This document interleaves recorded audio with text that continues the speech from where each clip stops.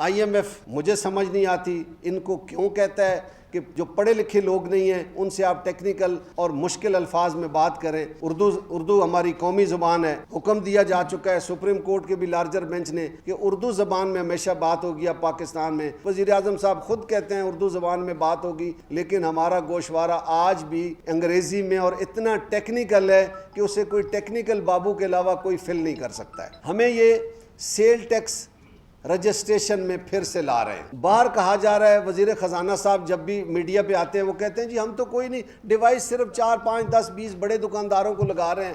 آج ڈیوائس کا notice 10 by 12 size کی دکان کو بھی آیا ہے.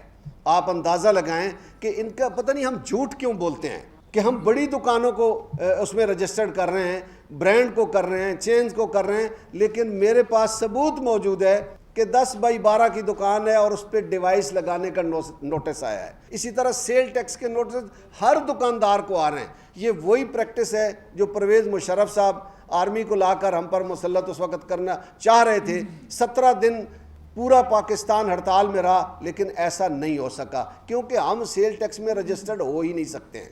پوائنٹ آف سیل پہ یہ ڈیوائس لگانا چاہتے ہیں. او بھائی خدا کے بندے، آپ کے سامنے آپ نے سپر مارکیٹ میں لگائی ہے. کہ کسی کو کیا اختیار ہے کہ FBR کے 10-12 لوگ جا کر کسی کے کاروبار پہ بیٹھ جائیں، اس پہ ڈیوائس لگا کے کنٹرول اپنے پاس کر لیں؟ او بھائی تم کون سی فیسلٹی ہمیں دیتے ہو؟ دنیا کی بات کرتے ہو کہ دنیا میں ایسا ہوتا ہے.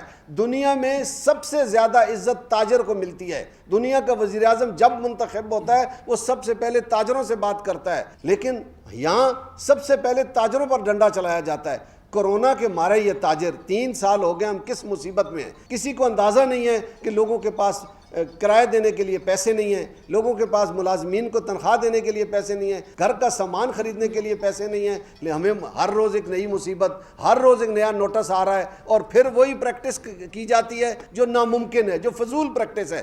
تو میری گزارش ہے حکومت فی الفور اس کو واپس لے. سیل ٹیکس ڈیوائس کو ہمیں کسی صورت قبول نہیں ہے، ہم اس کو نہیں لگنے دیں گے بالکل کسی بھی حالت میں. دوسرا، سیل ٹیکس رجسٹریشن. آپ کہتے ہیں جی سیل ٹیکس رجسٹرڈ ہو. او بھائی جب میں نے سیل ٹیکس دینا نہیں ہے، آپ کہتے ہیں زیرو ریٹڈ ریٹرن فائل کریں، تو پھر مجھے کیوں مصیبت میں ڈالتے ہیں؟ سیل ٹیکس آپ نے لے لیا مینوفیکچرر کے پاس اور امپورٹر کے پاس، جب ان دونوں نے دے دیا آپ کہتے ہیں وہاں سیل ٹیکس چوری ہوتا ہے.